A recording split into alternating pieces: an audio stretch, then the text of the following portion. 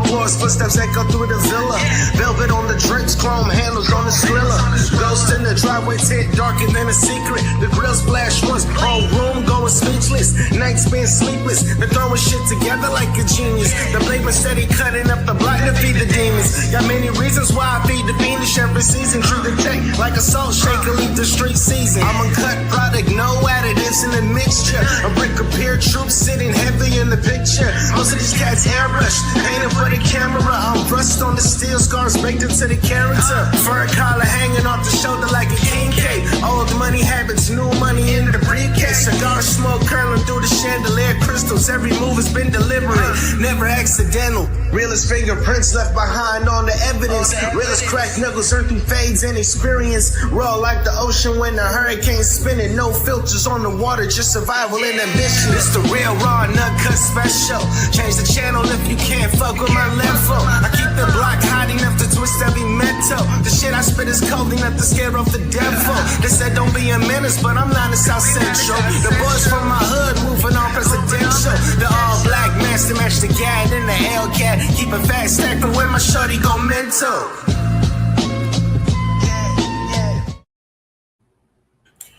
Welcome, everybody. Welcome to the podcast that creates uncut conversations for the culture. Welcome to the Rel Raw and Uncut podcast. I'm your host, Rels. Before we start with my very special guest, make sure you guys go like and subscribe to YouTube channel 2920 Network. It's also on IG 2920 Network, Twitch 2920 Network, TikTok 2920 Network. It's all the same. I'm trying to get it all blended in. I'm still starting. So, with that being said, welcome my guests.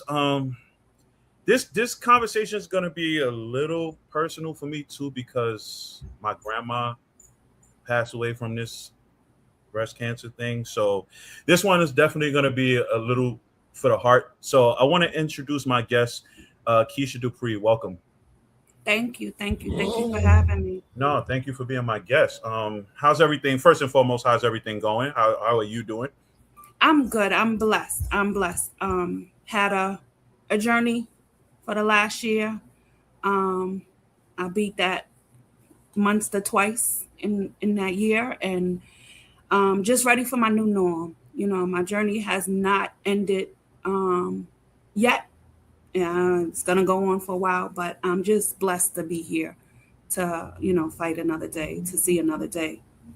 Yeah, that's awesome. I mean, I've seen you over the last few months dealing with this, and one thing I will say, yeah, you have not let it stop you from living your life. Yeah, my niece said I've been outside lately, which I have. The last 2 months, I've been trying to do things that I wasn't able to do for a while.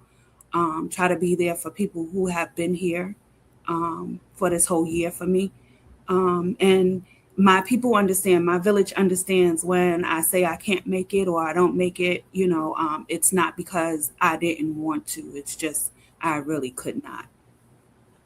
So let's go back to the beginning. So how did you find out about the diagnosis, and what was your first initial reaction to it? So last year, 2025, in March, the first week in March, one of the days, maybe a Wednesday, I came home, and like I do always, I come in and the first thing I do is get undressed. And when I took off my bra, I got this pain. My chest just felt heavy, and I got this pain under my arm. And I let it go for 2 days. I thought maybe I pulled a muscle or stretched or, whatever. And then by the third day, they literally were heavy. Like I was walking around just holding them without a bra on. And each day the pain got different. I got these shooting pains and everything. So by the second week I was in Georgia, and I was telling my friend what was going on. So as I'm telling her and feeling, she started feeling. So she felt what I felt. My lymph node was swollen under my arm, and I had a very pea-sized lump in my breast, like right where the bar is for the bra. So I had to change my bras and everything. And she was like, don't let it go. And I was like, I'm not going to let it go. So that Monday before I left Atlanta, I called my GYN, and I was like, I need to come in because I'm having pain. in my breast. So the nurse got a little smart and she's like, is it your breast or your chest? Because it's different. I was like, lady, I'm 52 years old. I know the difference between my chest and my breast. But if you want me to get technical, it's in my titty. So she was like, oh, okay. So she wanted to schedule me that Monday. I told her I was out of town, make it for later on that week. So that Thursday I went to see my GYN. So this is week 3 now. Mm-hmm. And by this time the pain is worse. What I was feeling under my arm had gotten extremely much bigger. And the one in my chest was like, now you could really feel it. So as she's doing the exam and she feels my lymph node, she's explaining to me, the lymph node is, when you get sick, it catches the infection. So were you sick? Do you feel like coming down with something? Just asking all the questions that a concerned physician should ask. And I was like, no, I feel fine. And, so she sent me for my mammogram and a sonogram. The place that I go to get my mammogram and sonogram is like literally down the block from her office. So I'm on the phone with them and I'm on hold and they're telling me they don't have any appointments for a week or 2. And I'm like, look, I need this immediately. So she finally finds one the next week in another town. And I was like, fine, one of my kids will take me. So by week 4, I'm having my mammogram and sonogram. And I knew something was up because they asked for more pictures during the mammogram and during the sonogram. The lady knew exactly where to go, where the pain was. She knew to press there to take the pictures and everything. She came back with the doctor and the doctor was like, she wanted a biopsy immediately. So now I start crying and I'm like getting emotional because I'm like, I kind of knew something, but I thought, I'm thinking, it's nothing, So I called to do the biopsy. And this is the only time I got bad service this whole year and a half of my journey. The lady who I called to schedule, she starts reading off my results from what they saw on the scan. And she wasn't supposed to do that. So she scared me even more. She's like, grade 5 and this and that. I'm going to have surgery. So I have to have a breast surgeon sign off on it and read it. And it was just like crazy. So I hung up with her. I called my GYN and she apologized. It was a Friday. And it was like after 3. So it was nothing that they can do. She had her nurses on it for Monday morning to schedule the biopsy. So that whole weekend I had, it was like my head was going crazy. Every commercial on the TV just happened to be about breast cancer. It is wild, right? How that flies in like your algorithm everywhere. Like, I probably seen these commercials a million times, but I didn't notice. But it seemed like every single commercial. And I was trying to be there for my cousin because she had just lost her brother. So it was just like my mind was crazy. And so Monday came, they finally scheduled the appointment and everything, which was going to be another week. And during that week, I met up with a person that I went to college with. I call her and her husband my living angels, my living guardian angels, because they always know when something's going on with me, good, bad, and the other. And they send me prayers. They call me, they feel what I'm feeling. So when I met up with her, I explained to her that I needed the biopsy. And again, I started crying and worrying. And I know not to ask why me, but at this point, it was just all I could do. Why me? Like, I've been through so much. I've been surviving. I literally was just learning how to live because I've been in survival mode 51 years, And she stopped me dead in my tracks. And she said, God is not giving this to you to punish you because it's written and you're getting over it. He's giving this to you to show other people that they can get through it too. And when she said that, it immediately stung and it stuck with me.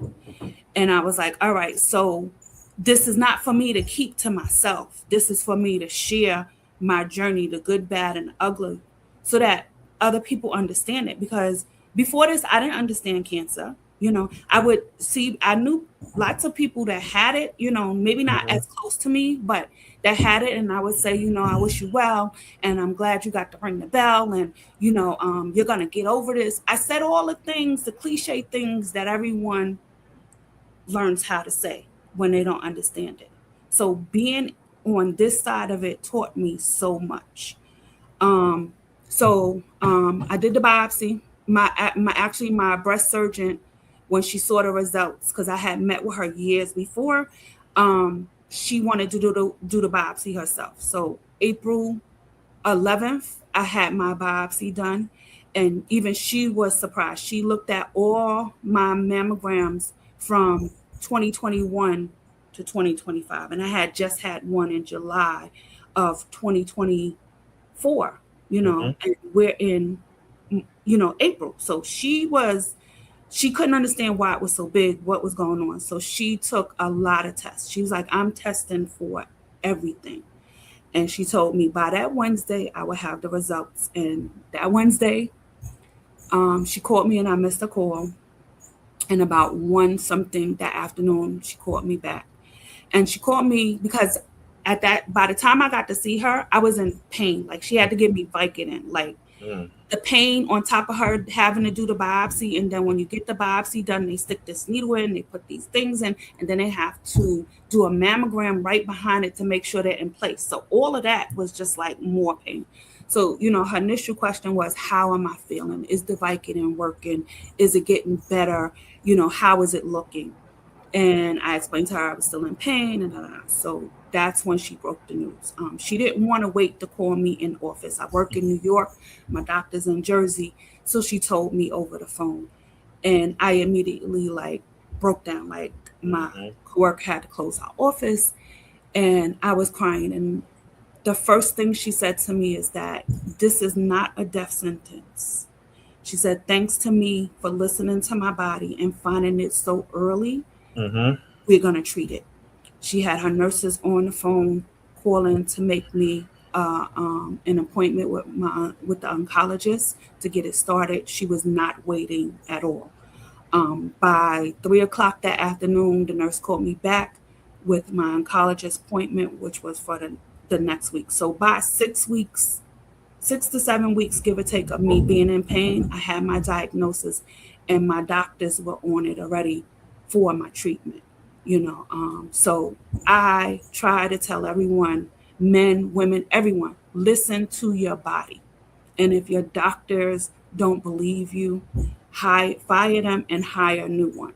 You know, a lot of people are like, oh, the doctors know everything. Some doctors just don't care, Mhm. especially in our community with our people, black and brown people. They think we're so strong and we can get over it. No, you feel something and you're concerned, take it to your doctor. If your doctor is not listening, get a second, third, fourth, fifth opinion, you know, because it's serious. You know, the type of breast cancer that I had was HER2 positive, stage 2, very, very aggressive.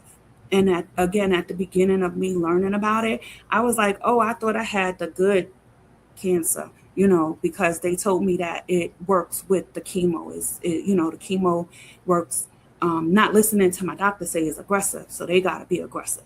And then Mhm. as the months and stuff went on and I started doing my own research and I asked questions to my doctor, I realized that years ago, this cancer was killing a lot of black and brown women because Mm. it's aggressive. And if you don't catch it and treat it, you know, accordingly, it can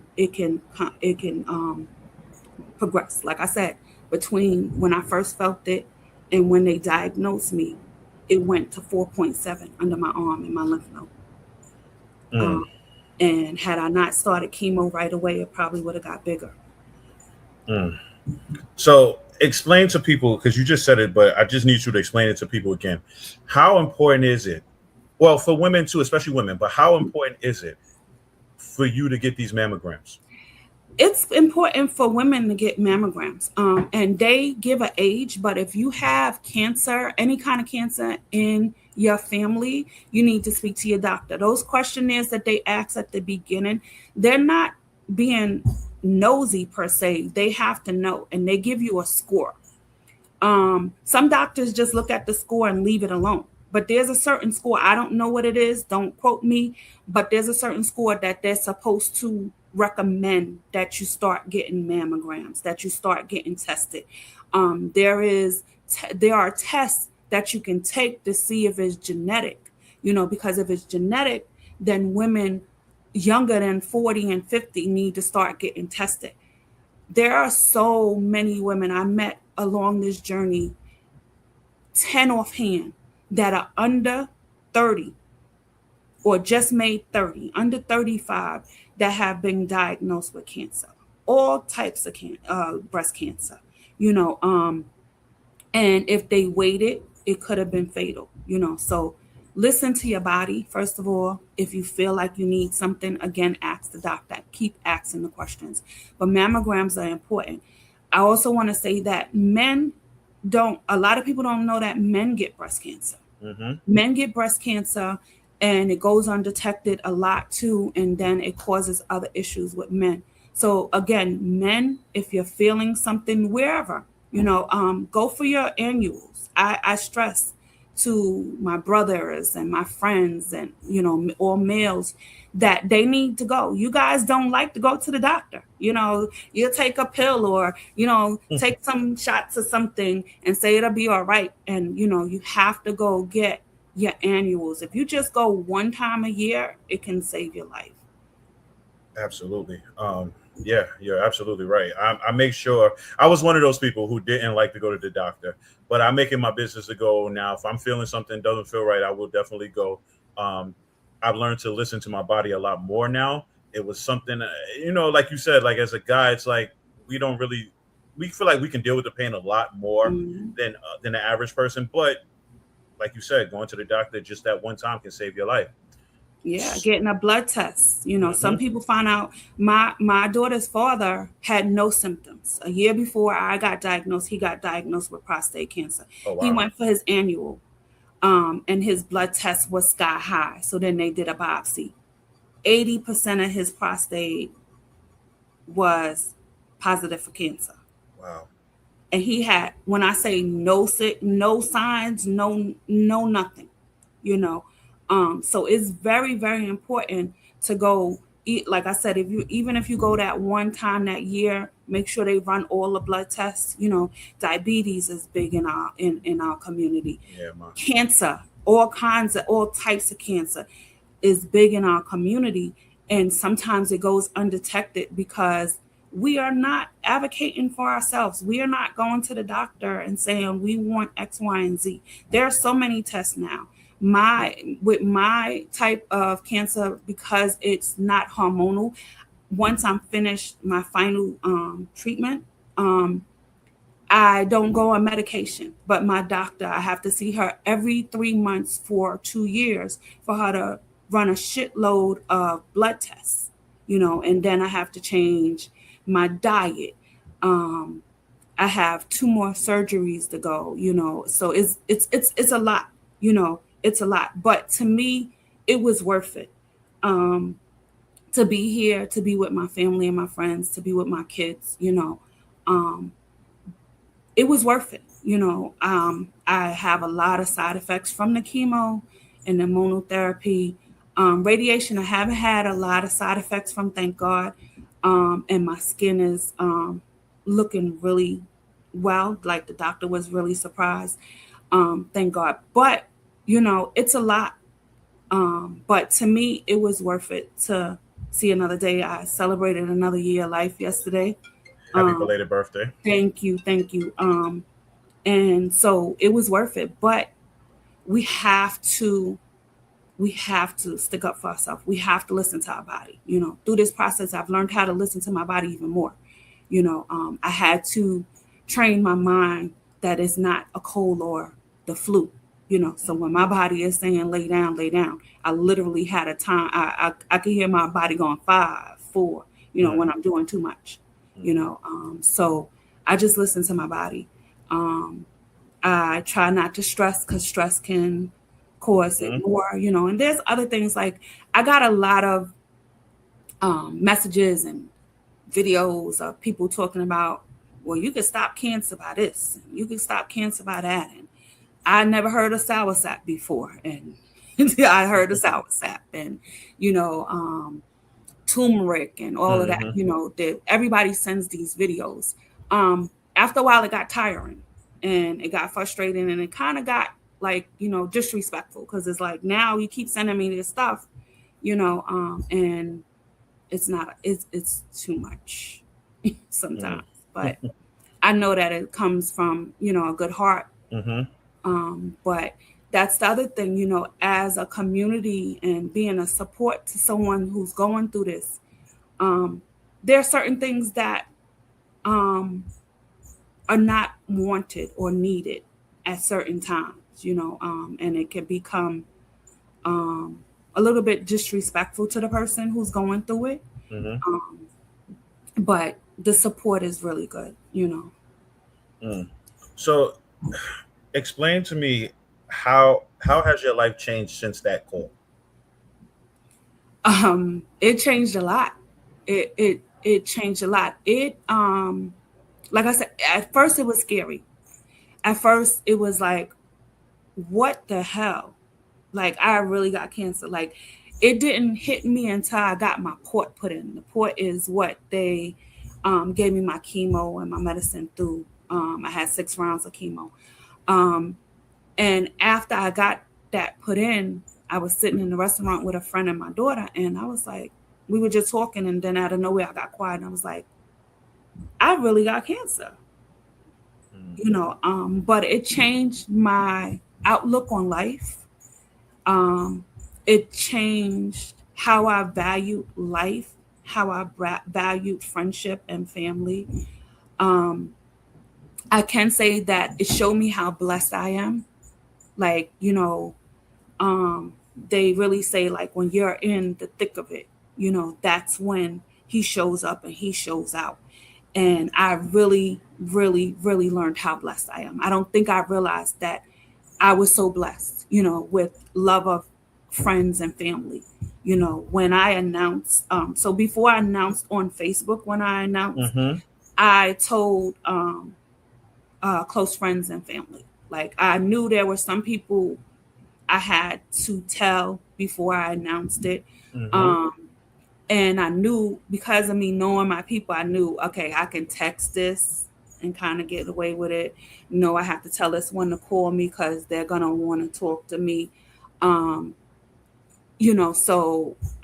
I learned to, learn my people around me, my village.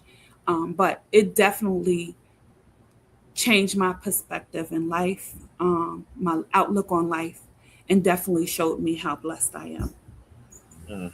So what is chemo and radiation like from your perspective? How draining, how physically exhausting is that to you? So it's different for everyone.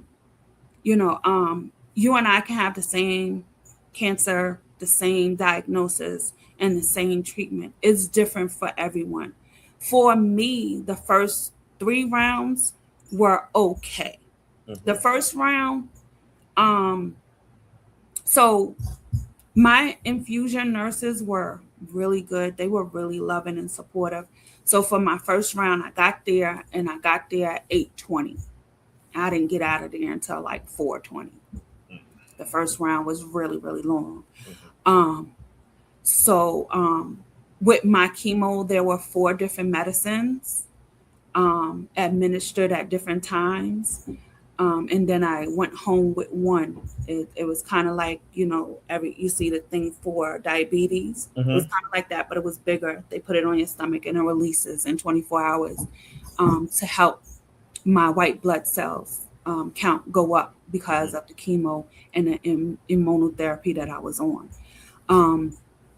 So they set you up, they take your weight and your blood pressure, and they check everything, and then they send that in to your doctor, and she approves it, and then it goes to the pharmacist. So each medicine is made directly for you. It's not like a medicine that's sitting there as an IV bag, they come bring it. So each medicine comes from the pharmacist at the time that you have to take it. So they explain to you everything. Sometimes they give you like Benadryl before, or steroids before they start the medication, and then each medication they explain it to you. Another nurse has to come over and verify that it's your prescription and it's what you're supposed to get and everything. So the first round was okay. I was tired. I got tired. I used to have my infusions on Wednesday. I got tired maybe Friday. And it's a fatigue that I don't know how to explain. It just comes. Like, I had to take, for the first couple of days, I had to take a shower with a shower chair because there was no standing up in there. Had to ask my daughter to wash my back and, stuff like that a couple of times. So the fatigue was real. It just hit you out of nowhere. After the first round, about a week after, I was able to go to work for a day, and come home. The second round, it got a little harsh. It got a little harsher. So I didn't go into work after that, after the first round, until I finished chemo. Each round is a little, so the first round, medicines, that was an hour and a half. The second round, it was an hour, and then it decreased after the first one. So the first one was, like I said, I was there from 8:20 to like 8:40. Next couple of times I would be out of there by like 2 or something like that, because the one that was an hour and a half turned to an hour. The one was an hour turned to 30 minutes or something like that. By round 5, had I had all the rounds before that, like feel like that, I don't know if I could have made all 6 rounds. The fatigue came literally when I got home. And then the days after that, it just got worse. Literally cannot really get out of bed. Everything is heavy. There's bone pain, the kind of medicine that I was on, and it's different from cramping. I had cramping, and then it was like actual like bone pain, like in your bone, in your joints. Again, just come out of nowhere. They had me on, they gave me a lot of nausea medicine. I had one for 6 hours, one for 8 hours. For the bone pain, they said that Claritin worked, which it did, to an extent, but it was really bad. But the fatigue, literally, like, I would get out of my bed to go to the bathroom, and I was done. I was done. And literally, my bathroom is like my bedroom, my living room, my bathroom. Done. Like, done for the day. The 6th round, the last round, I was done for 2 weeks. I couldn't stay hydrated. No matter how much water or liquid I drank, taking the protein and the Ensure, it was, the medicine is really harsh, and again, it's different for everyone else. And then it's different kinds of chemo. I was blessed that I didn't have to stop my treatment. I didn't have really bad side effects from it. The 6th round is when they had to stop one because I got red and hot. So they stopped it. They gave me some Benadryl. And when it passed, they, slow dripped it again to make sure I was good. If they had to stop it again, then that would have been it. But the fatigue, I can't really explain the fatigue, because even now, so with radiation, the fatigue, it came and went. But again, it would hit me. Like, I could be sitting here and just get dead tired, like out of nowhere, just like sit back and that's it. Even now, I've been out of radiation for, yesterday made 2 months. I finished radiation. I had 25 rounds, 5 days a week. 5 days a week for 5 weeks, like every day. it hits me different now. It's not as harsh, but like traveling to work, like I said, I live in Jersey, I work in the Bronx. Traveling to work, I just have to pace myself. Again, you asked me how did it change me? It changed me in looking at other people like, why is she going up the steps so slow? Or why is she walking like that? What's going on? Because you never know what's going on with a person. You can't judge a person by the cover. Like I said, a lot of people tell me I look good. Like I don't look like I've been through what I've been through. And I'm like, listen, you need to tell the outside. I mean, the inside to feel like the outside, because you would never know. So I just pace myself. I move out of the way of others. I try to be mindful of others. But I get there when I get there. And, it is what it is, but the fatigue can come out of nowhere. The bone pain, the cramping can come out of nowhere. It's been times my feet and my legs are cramped so bad that you can see it. And I'm crying, and my son and my grandson is like trying to rub it out. I've been to the nail salon to get my feet done, and the lady has had to stop and just like rub my calf because you can see it. The cramping and the bone pain and everything. So it's a lot. It's a lot. And like I said, it affects everyone different. What would you say probably has been the most discouraging thing about this whole situation? Discouraging about my situation? Oh, that's a good question.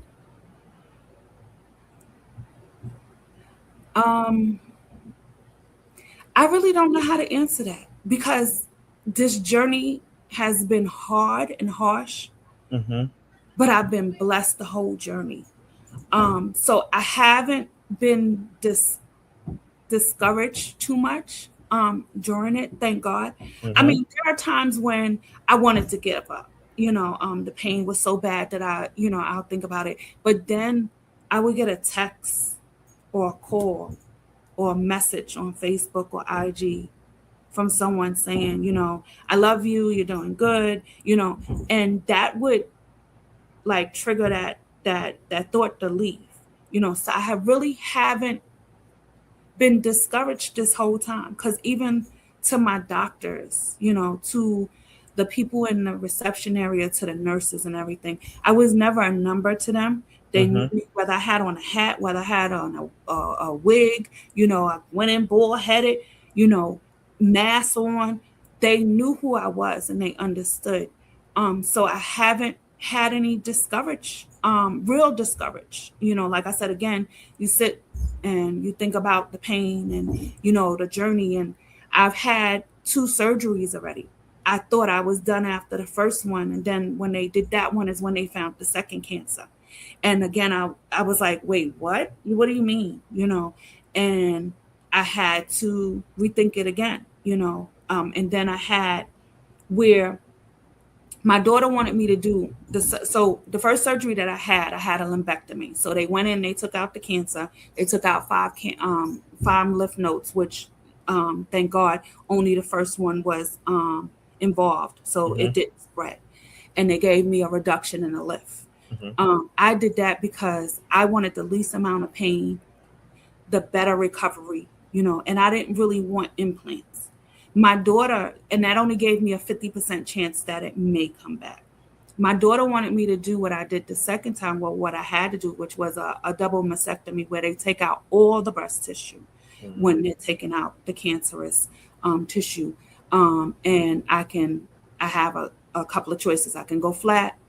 I can do fatty grafting, where they take the fat from my stomach and like my butt area and my legs, and they put it in my breast, or I can get implants. And she wanted me to do that at the first because that gave me a 1 to 2% chance that it came through. But I looked at the recovery and I heard other women, their stories and stuff, and I went with the lumpectomy. But then 2 weeks after my lumpectomy, when my doctor said they found another cancer. And again, she was upset. She was mad because I had scans before and it never showed up. My MRIs, my scans, I had mammograms the week before my surgery. I had a dye put in the day before the surgery to pinpoint it, and it wasn't showing anything. So I had the shoulda, coulda, wouldas, and my doctor stopped me there. She was like, "No, you did what was right for you at the time, Mm-hmm. and in a perfect world, had we not found this cancer, you'll be fine."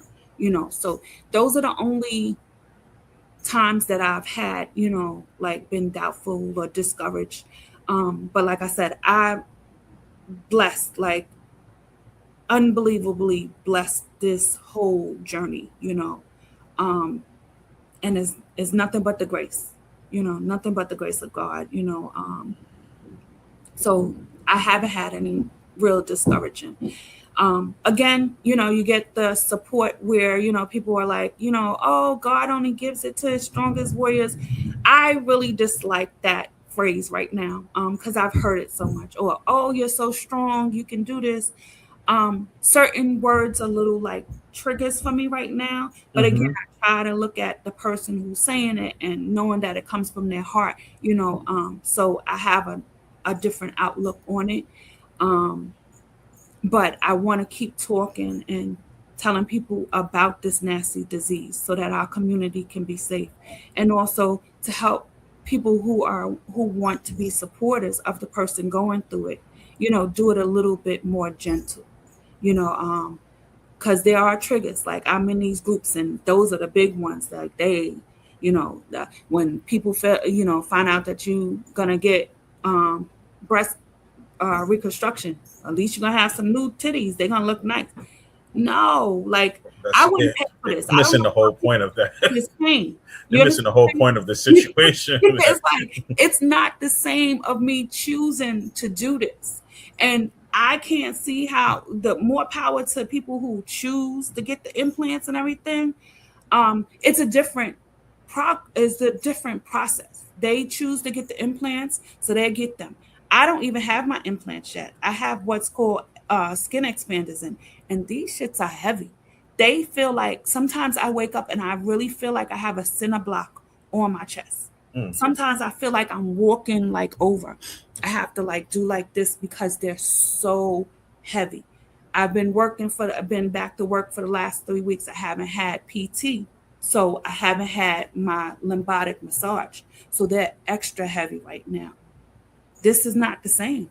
We are not the same. It's not the same of getting it. Yeah, they look pretty. I've been blessed. You cannot tell that I've been open twice. And like I said, I have another one to go. My doctor is excellent. He did a good job. My daughter be showing my pictures all the time. But I try to tell people like the feeling, because they're heavy, they're hard, they feel break, they're not soft. If I had a partner right now, I don't know how they would feel, because and it might be just me. It might because they're on me, that I feel this way. But I'm like, who wants to like rub on this? They're hard. Like, they're really hard, So, so there are things that, breast cancer survivors, warriors, thrivers, thrivers are, then now that I'm talking about it, real quick. So there are people who don't get the ring the bell, who have breast cancer or any kind of cancer, because they have a different type of cancer. So that's how blessed I am as well. I get to ring the bell. I got to ring the bell 3 times. And I can clearly say that I'm cancer free. Really can't see it until 5 years down the line, when they start doing the test. 5 years at the 5-year mark is where they say I'm cancer free. But there are women who have a different type of breast cancer, and no matter how soon they found it, it still goes other places. So I have a friend who, she is a thriver because she's gonna have it for the rest of her life, and it spread. She had to have brain surgery. It spreads throughout the body, so it's not just one and done. This breast cancer thing is not you get it, I get it, we get the same. It's different stages, different phases, and even if it goes, it can come back. My doctor was so honest with me. She was like, I can never give you 100%. That is not going to come back. We can do everything that we can do to prevent it. Mm-hmm. But cancer is a beast of itself, and it has a mind of its own. So I can be cancer free right now, and God forbid, well, we're not even going to say that, it can come back. And it may not come back in my breast. It could come back someplace else, So again, it is very, very important to get yourself tested, and to try to understand, it's not a one fit all. Like, you have a cold, I have a cold. My cold can last for 2 weeks. Your cold can, you could take something and be good for the next day. A lot of people have to think of it in that mind. But yeah. So, since you got hit with the diagnosis, you've always referred to it on Facebook as Kisha's Village. How important has Kisha's Village been to you to be able to keep you positive and to keep you going? I said it, and I actually said it last night, because at my birthday dinner, I gave out roses. I came in with roses, and everybody thought they were mine, like someone gave them to me or whatever. And I gave out roses because there were like 25 people there that had been there from the beginning, like from me cutting my locks to, some of them going with me to appointments and chemo and all of that. My village was my backbone and still is my backbone. Like I said, this journey has taught me that I'm very blessed. I mean, I had people that I hadn't spoken to in years find out and call me, was like, I can't text you. I got to call you. I got to hear your voice. I got to see you. I got to lay hands on you. I am one of 15 first grands for my grandmother and grandfather. My cousins I hadn't seen in years, when they found out, got on the phone, called me. Cousins came up from California and Miami and had to put their hands on me, had to put their eyes on me to make sure that I was okay. They couldn't just go by Facebook or talking to me or texting to me. So my village has been very important. Like I said, those days that I did have the little doubt that, the devil was trying to sneak in and say, oh, you can't do this, or it's getting too hard. Literally. And I had to tell him last night, like, you don't know that you may think that you weren't there as much. My sister told me that she wasn't there as much. Yes, she was, because when you thought about me, you texted me or you called me. Mm-hmm. And that was enough, because everybody has a life, and life be life. And it's not just, oh, everything stops because Kisha's sick, and I truly understand that. But my village, getting a text, a prayer, I go on open Facebook, and one of my high school friends, she would post stuff on my page. I wouldn't even know. She wouldn't send, she put it on my page, but I'll see it. Be a good morning. That morning, I could have woke up in pain. I see that. Now I'm feeling brighter. So it was very important. It's very important. I sometimes have survivor's remorse, because I'm in some support groups on Facebook, and there are women in there that have no support. Like, they're driving themselves to chemo and radiation. I don't know how. That, to me, they're strong. Like, because I guess if I had to do it, I would do it. But thank God I had my kids and, the help of my whole village. But they have no support. They're taking themselves to surgeries. How? When they say you got to be released with somebody, mm-hmm. So, the support of others, whether it's, like I said, whether it's a whole lot, the person is there all the time, or whether it's a text, a call, a Facebook message, even you, like, I post something and you would be on there like, I'm praying for you. When you put out your t-shirts, I said I wanted one. You sent me immediately. That was, to me, important. And it helped me. It showed the support. You and I used to speak in 2021, 22, like every week. Mm-hmm. And then life was life. And then we hadn't spoken in a while. Like, this is the first time we had a conversation in years. Mm-hmm. Other than saying hi and happy birthday or happy anniversary or whatever on Facebook. But trust me, well, the comments, the birthday, even you reaching out to me to say happy birthday, that means a lot, and it tells me that it comes from a heart, It comes from your heart. Like I said, I had people that I hadn't spoken to in years for whatever reason reach out to me at the beginning, and it was no malice. I can also say that, in our community, especially in the circus, there are people that want to be nosy, just to get in the business. I can honestly say I didn't experience that. The ones that reached out to me really meant it. Um, Even people like asked someone that's close to me. It was really heartfelt. I guess they knew that, okay, I'm not cool with her like that, but I am a little concerned. Let me ask someone who's close to her. But it wasn't like, well, how's she doing? How she looked? Does she really look like she looked on? It was none of that. So like I said, again, this journey has been a blessing. It's been rough. I mean, don't get me wrong. Mhm. I tried to post like the good, the bad, and the ugly. A couple of times I went on crying. My face was all like breaking out, and I had it hard, and I felt hard, or I had to make a hard decision. But I can say the good outweighed the bad. And when it was bad, the good came in, the blessings came in to help me get through it. Well, I'm glad that everything is working out for the best when it comes to you in this situation. Like I Thank you. said, when I was younger, I'm 44 now. My grandmother died from breast cancer when I was 10, so I was too young to really ever understand it. Mm-hmm. If I could think back, I think she did have a double mastectomy too, if I Mm-hmm. can remember that far back. But I didn't know there was a lot of times that she was in pain. Me and my mom took care of her, and I'm glad that nowadays technology is so much better. That was 92, so you're talking 34 years ago. Mm-hmm. So things have changed now. So like, yeah, the stuff that you went through, like you said, everything happens for a reason. But I'm glad that you're strong enough to understand that you can get through this situation, and it'll make you a better person on the other end. And thankful for the people around you who took the time out of their day to check on you, do things for you, look out for you, just make sure you're okay. Because honestly, a lot of people don't have good intentions when it comes to stuff like that. Like you said, some people would just want to reach out just to see how bad it is, as opposed to Mm-hmm. how good you are. So, you know, the good people will always show who they are, and the bad people will always show who they are. Mm-hmm.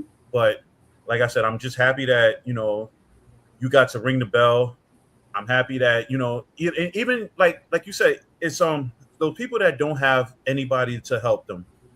You being in those groups and giving your positive outlook and your positive words, I'm pretty sure that's helping people who probably don't have anybody, or probably don't even know how to say that they're going through it and don't have anybody to help them with it. Yeah, it has.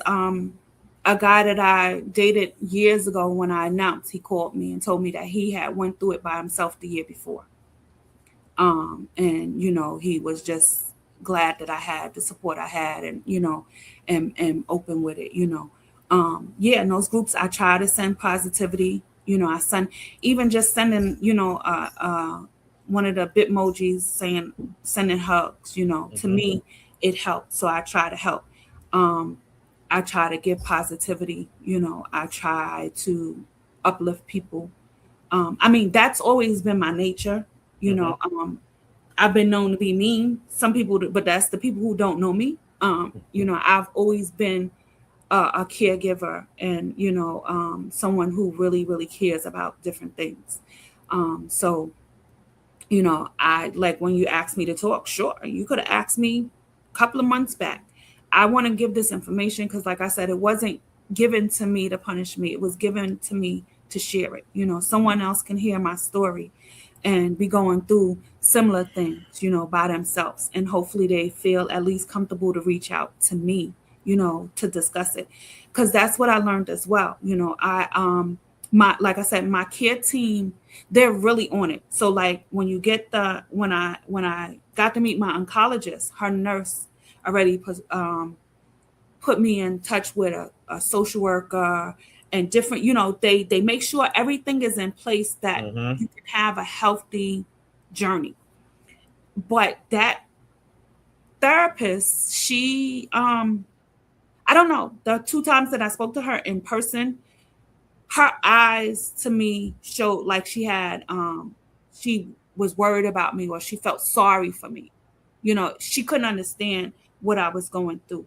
And right after my first surgery, during October, which is breast cancer month, so my niece Coco Puff had a breast cancer awareness event, and she honored me, and I got to meet different people through there. One of the people that she was honoring reached out to me, and he gave me information about a sister's support group, Black women.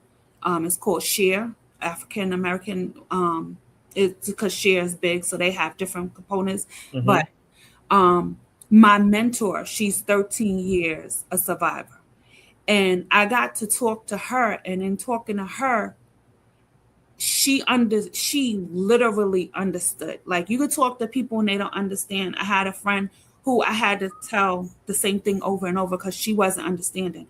And that getting back to normal, it's no getting back to normal. I can never go to that normal. Mine is a new normal. So you always hear me say I'm getting used to my new normal because I didn't have to go to the doctor so much. I have never been to the doctor, but last year and this year, I've been to the doctor so much for all of 54 years that I've been through, blood and all of that, I've never had so much. So it's not getting back to normal. I never can go back to that. But she understood me. When I said something, I didn't have to stop and explain it. She understood. So I also suggest that women, men, whoever, whatever you're going through, get a support group and get someone who knows who has been through similar, so that you can understand it a little bit better and you can talk freely. You get tired of explaining different things to different people, to where you might get quiet. And then my blessings are not being used how they're supposed to be, when I get quiet, So it's best to get support, to have support, but definitely from someone who's been through or been affected by something similar, because like I said, she understood exactly when I was like, I get this pain and, or this feeling, I'm feeling like, for instance, with my first surgery, I told you that they were mine. They were still mine. And I woke up one day and they just didn't feel like mine. So it was in my head, and then I was like, oh God, so when they're really not mine, how am I going to feel? And she understood what I was saying, and she, was able to talk me through it, not that I'm not going to have them thoughts, or if I have them ever again, yeah, I still have them sometimes, but just that conversation that I had with her, it truly helped, and again, in our community, Black and brown, we don't want therapy and we don't want this, or you think you have to have this and that. No, I mean, if you find a therapist that really understands you and you feel like you're comfortable with them, then use it. This particular time, the therapist did not help me. And I was able to get a mentor that did help me through the situation. So how are you feeling overall at this particular moment? I can't say it enough. Just blessed, overly blessed. Like I said, yesterday was my birthday and I'm still on a high. Everybody came out. We enjoyed it. I mean, even down to the venue. I was speaking. The venue was Heat Caribbean Kitchen. They're off of Jamaica Avenue in Queens. They actually, for the old heads in the circuit, they where hot shots used to be. It was an old club, Hot Shots, years ago, 06, 07, that we used to go to and, party on Thursdays and Fridays and stuff like that. But the owners were very sweet. Come to find out, one of the owners, she is a breast cancer survivor. And the co-owner who I was talking to, his sister passed from breast cancer. Like, his sister and his partner were going through it. They got through treatment and then it came back. And it affected his sister to where she passed away. But just that alone, something drew me to them, and I presented them with shirts, and he broke down and cried. He was like, I'm not a crier, but I presented him a shirt that said, it had pink wings and it said, heaven is a beautiful place because it has my sister. and just that connection that we had, you know. So although this was a journey that I don't wish on anyone, like I said, it has become a positive journey to whereas I'm able to give back, you know, to tell my story, and hope that it helps at least one person to reconnect with people, you know, or connect to people who might need that extra, you know, support. You know, he, like I said, he thought that his partner was going to be emotional and he was the one that was emotional.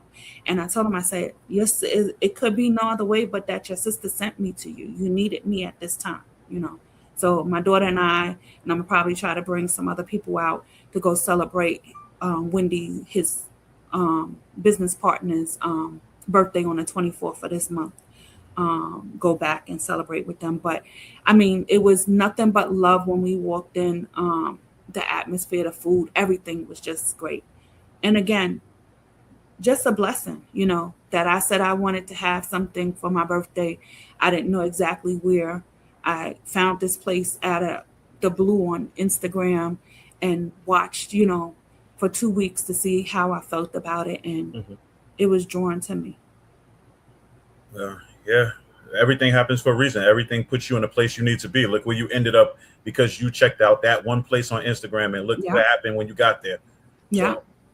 So it was like it was a birthday, but it was more like how can I say it? It was a birthday, but it was a celebration of many things all at once. It was a celebration of life. That's what I called it. When I sent out the invites, it was celebration of life, you know, celebration of life. Not just my life, everyone's life. You know, like I said, I gave roses. You would think it's my birthday, I'm getting the presents, but I gave roses and little gifts out to everyone in my village. And I made a speech. You know, I said, you know, thank you. You know, you may not have known that you helped me, but that text you sent me that morning, you know, that call, that message, you know, just being there. I've had some people that just come and sit with me. You know, we don't have to talk about anything. I have a friend, Nellie. You know, she spent 3 days with me. We didn't really talk about nothing. So, man, sometimes just somebody being in your presence is good enough, man. So once again, I want to thank you for being my guest. But I always close out with this one question before I end the show. So with everything you've been through over this last couple of years, to it trying to defeat you, but not a chance in hell of it defeating you, to making you stronger to who you are now, what would you at your age now tell your younger self? Oh,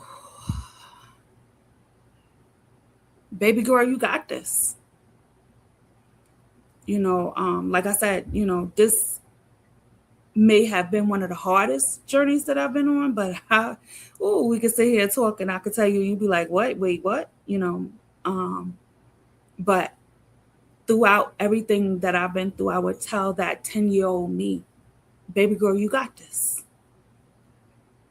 You got this. Keep pushing, keep going, keep being you. It's gonna turn out great and beautiful. Kisha, thank you again. Keep fighting. Don't let nothing get in your way. Make sure you beat that thing, you step on it, you stomp it out, and you kick it as far away from you as you possibly can. Keep continuing to be the survivor that you are. Keep being the good person that you are, and just keep striving to just be what it is that God has in purpose for you and in life. Thank you. Thank you. Thank you for having me, and thank you for allowing me to share my story on a different platform. No problem. Anytime. So with that being said, thank you everybody for tuning in, and Kisha, take care and just keep continuing to be strong. Thank you.